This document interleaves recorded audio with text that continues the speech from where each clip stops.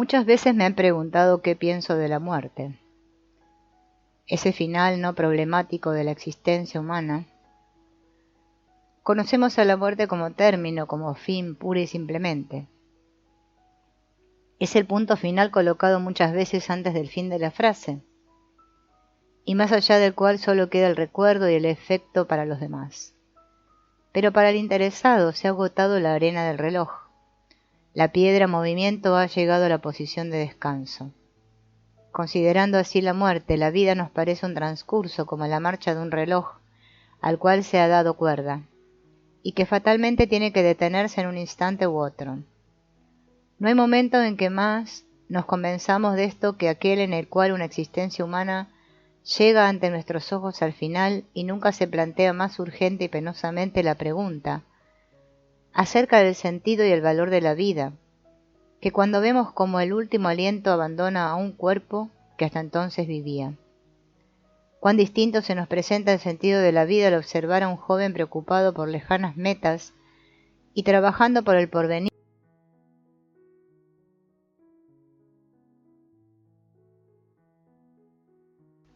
La juventud, pensamos, tiene objetivos, porvenir, sentido y valor.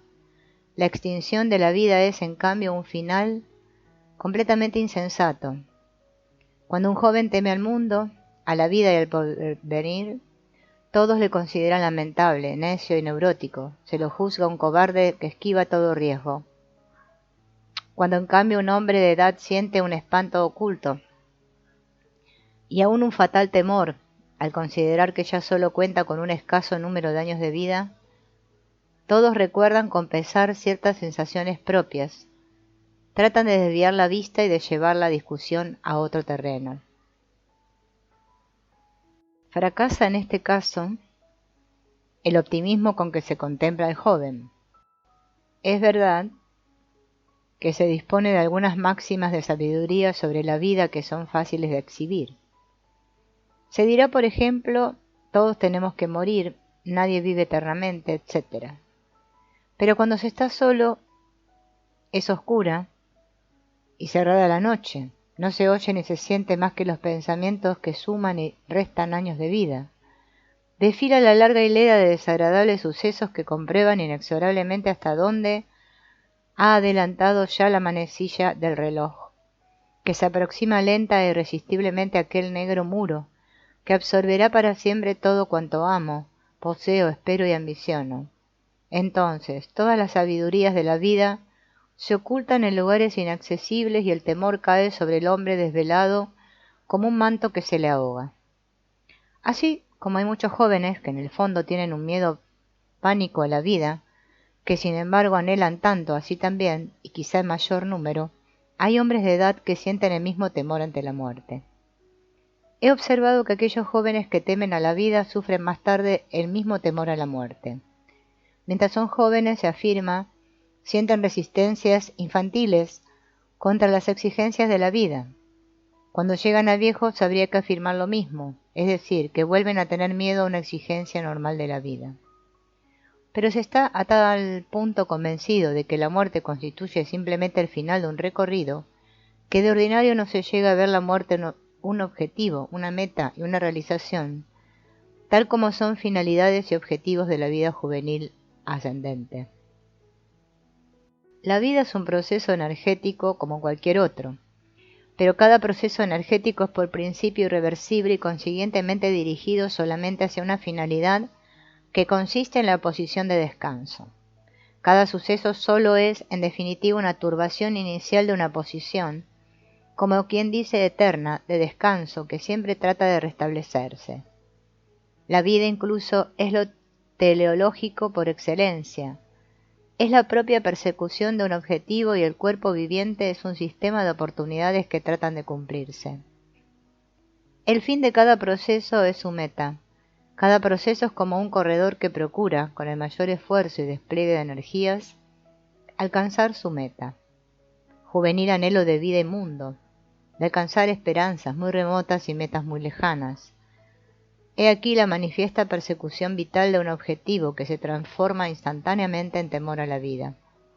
Resistencias neuróticas, depresiones y fobias, cuando en algún punto se enreda y queda colgada del pasado, o retrocede ante contingencias en las cuales es imposible lograr las metas previstas.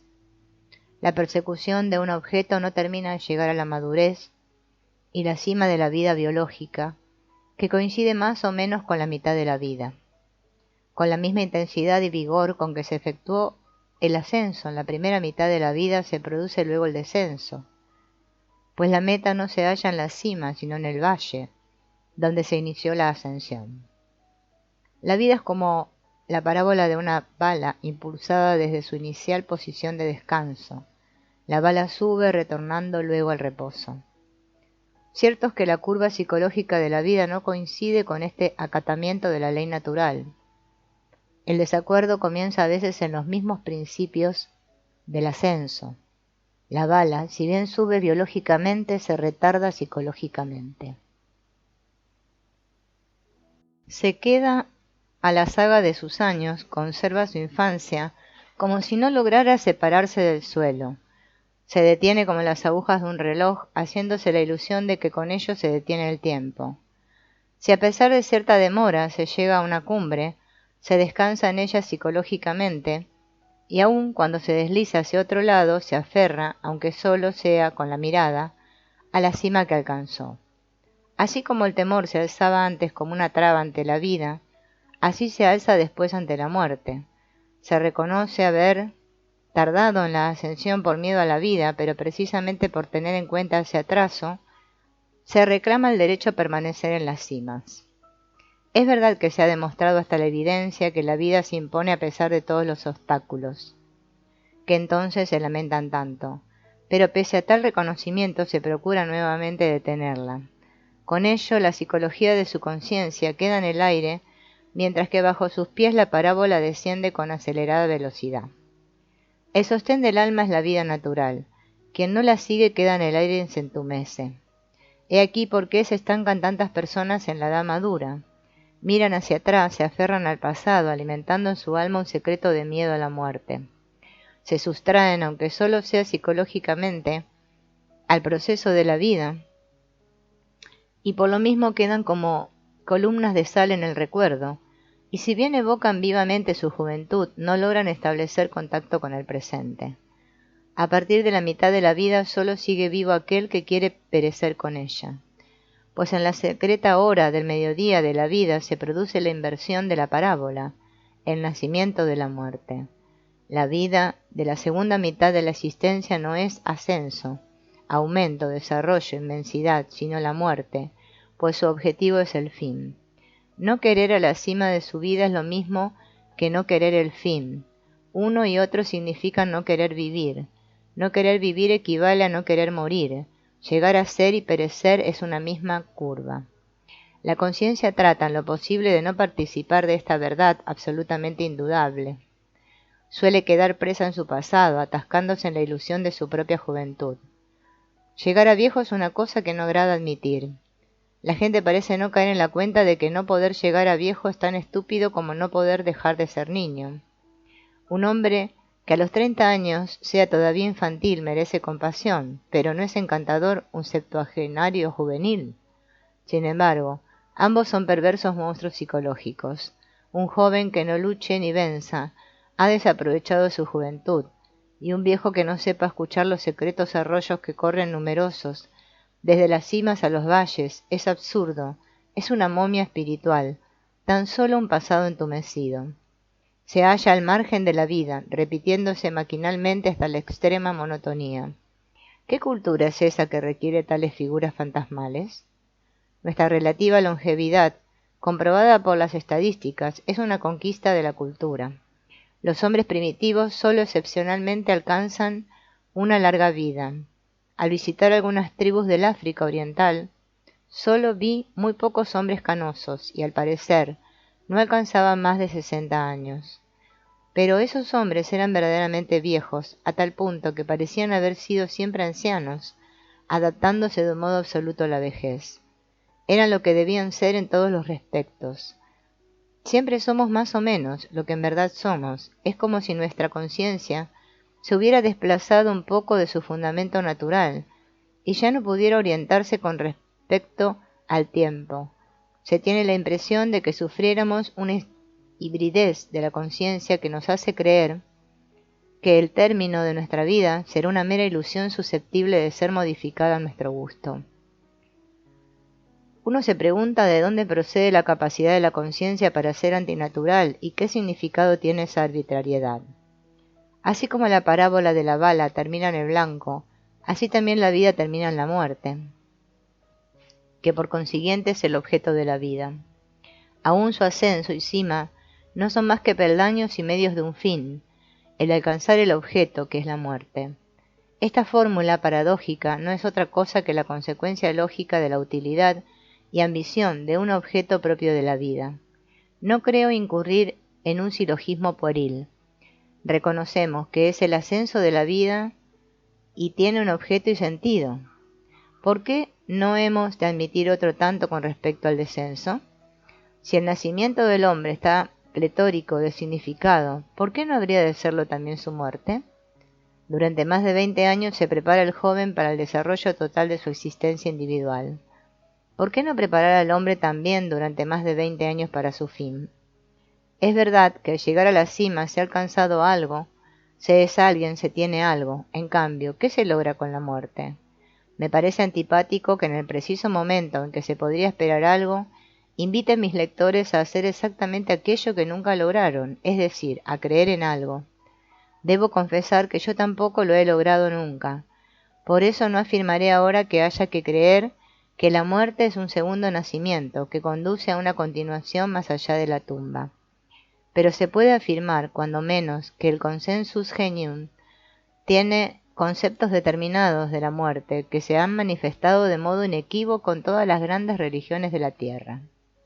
Y aún puede afirmarse que la mayoría de esas religiones constituyen complicados sistemas para prepararse para la muerte, hasta el punto de que la vida, en verdad, tan solo significa, en el sentido de la mencionada fórmula paradójica, una preparación para el objetivo final, la muerte.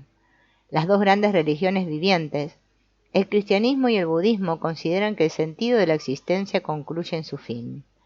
Durante la época del enciclopedismo, prevaleció una opinión sobre el carácter de las religiones que merece ser mencionada para su divulgación, a pesar de que se trata de un error típicamente enciclopedista. De acuerdo a ese parecer, las religiones son algo así como sistemas filosóficos y como tales están elaborados por la inteligencia. Alguien habría ideado en un cierto momento a un dios y otros dogmas, y con esa fantasía que habría satisfecho los deseos plasmados en el ambiente se engañó a la humanidad. Frente a esta opinión se destaca el hecho psicológico de que los símbolos religiosos difícilmente pueden ser ideados por la inteligencia. No proceden del cerebro, sino de otra parte, tal vez del corazón, pero de todos modos de un estrato psicológico profundo que se aparece poco a poco a la conciencia, la cual siempre se halla en superficie. Pero esos símbolos religiosos solo tienen el evidente carácter de revelaciones, es decir, son generalmente productos espontáneos de la actividad inconsciente del alma. No han sido ideados, sino que se han ido formando y creciendo igual que plantas en el transcurso de milenios, en formas de revelaciones naturales del alma de la humanidad. Aún hoy podemos observar en cierto sentido la formación espontánea de auténticos símbolos religiosos en los que surgen del subconsciente como extrañas flores, y al lado de las cuales permanece la conciencia sin saber qué hacer con ellos.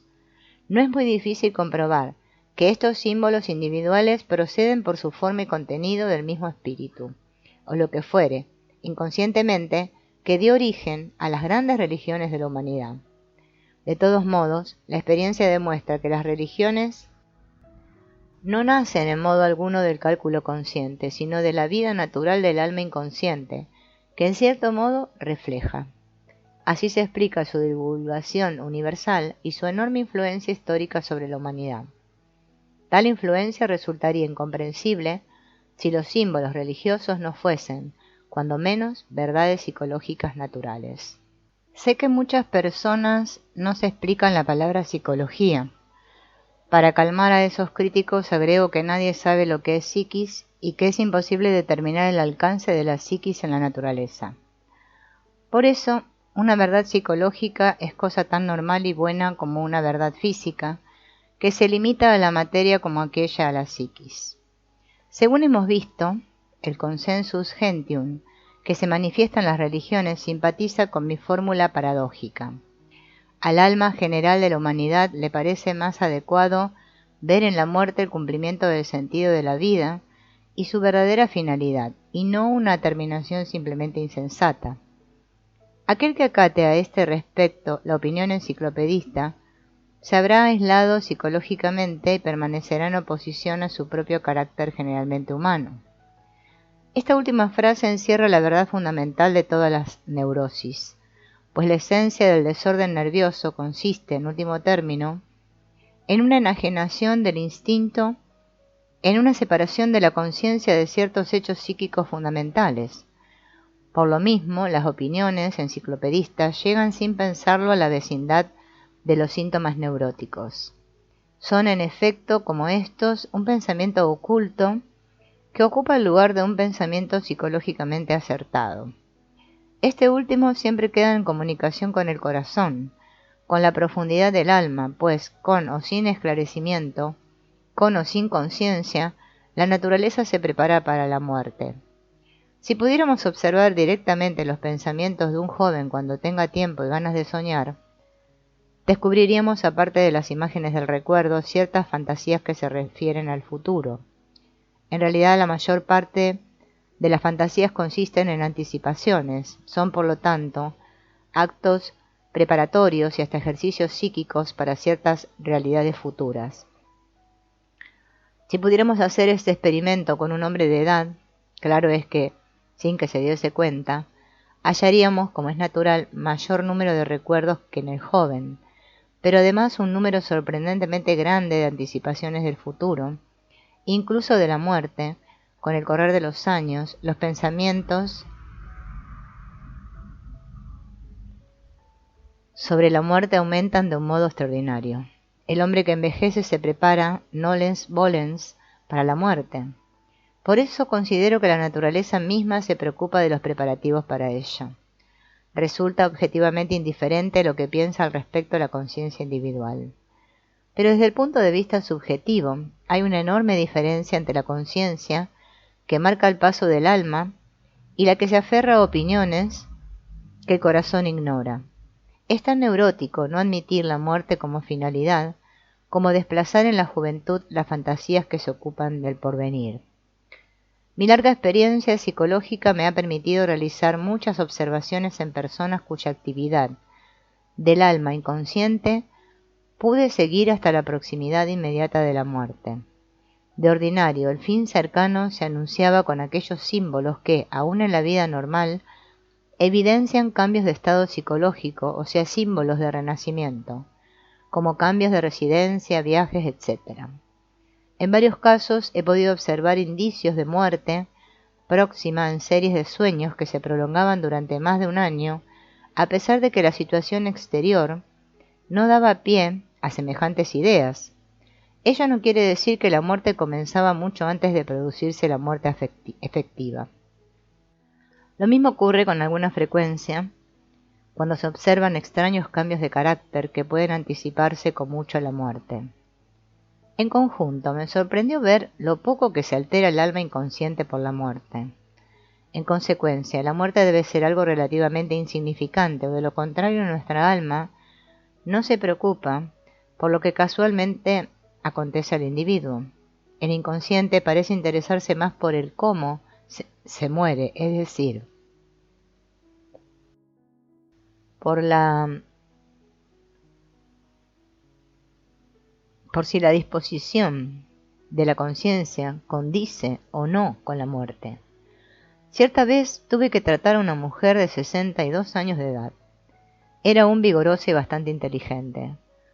Si no comprendía sus sueños, no era por falta de capacidad.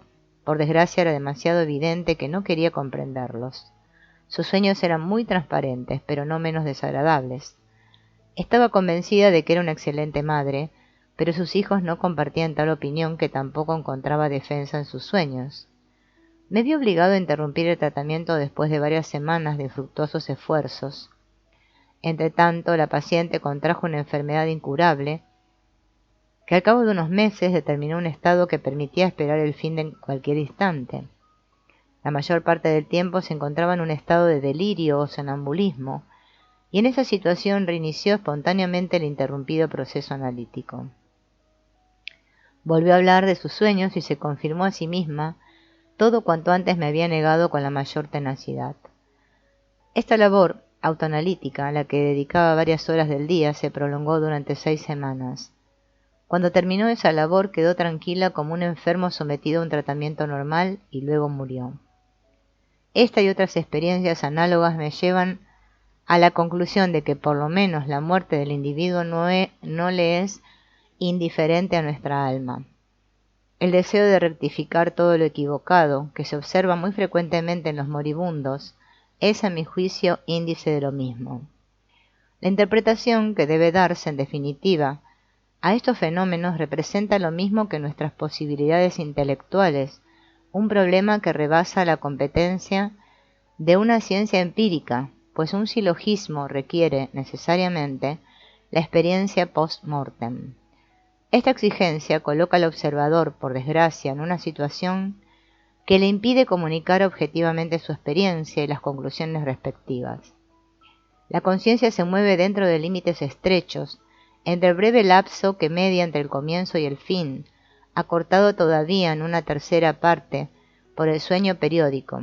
La vida del cuerpo dura un poco más, pues empieza siempre un poco antes y termina con frecuencia más tarde que la conciencia.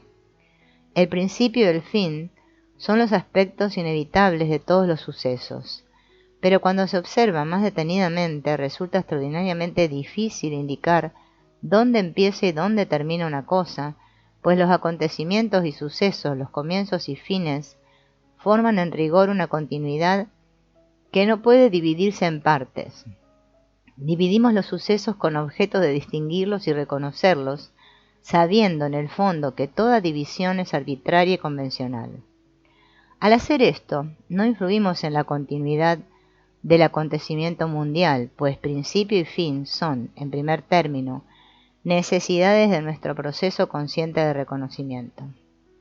Es verdad que podemos comprobar con bastante seguridad cuándo una conciencia individual ha terminado con respecto a nosotros mismos, pero perdura la duda de si con ello también ha quedado interrumpida la continuidad del proceso psíquico, pues hoy puede establecerse con menos certeza que 50 años atrás la trabazón que existe entre cerebro y psiquis. La psicología debe asimilar aún algunos hechos parapsicológicos, tarea que ni siquiera se ha iniciado. Parece que a la psiquis inconsciente para nosotros corresponden propiedades que se hallan en una relación singular con el tiempo y el espacio. Me refiero a fenómenos espacial y temporalmente telepáticos, que según consta son mucho más fáciles de ignorar que de explicar. Con algunas loables excepciones debe decirse que, hasta ahora, la ciencia no se ha tomado gran trabajo en averiguarlo. Debo confesar que las llamadas facultades telepáticas de la psiquis me han causado grandes preocupaciones, pues el término telepatía está muy lejos de explicar algo. La limitación espacio-temporal de la conciencia es un hecho tan abrumador que toda brecha que se abra en esa verdad fundamental constituye realmente un acontecimiento de máxima significación teórica, pues comprueba que esa limitación espacio-temporal es una determinación, un destino susceptible de ser anulado. Esa condición anuladora sería la psiquis, a la que por tanto el espacio y el tiempo sólo corresponderían como carácter a lo sumo relativo, o sea, circunstancial.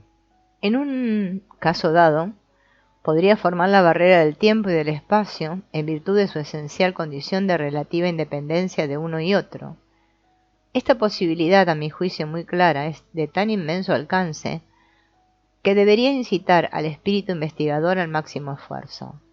Nuestro actual desarrollo de la conciencia está, en cambio, tan atrasado que carecemos todavía de los instrumentos científicos y de pensamientos necesarios para aprovechar suficientemente los fenómenos de telepatía, en lo que se refiere a su significado para el carácter de la psiquis. Solo he mencionado este grupo de fenómenos para indicar que la trabazón entre el cerebro y la psiquis, es decir, su limitación espacio-temporal, no es tan natural e indudable como hasta ahora se creía. Aquel que disponga siquiera de un somero conocimiento del material de prueba parapsicológico, ya existente y suficientemente comprobado, sabe que, sobre todo, los fenómenos llamados telepáticos son hechos indudables.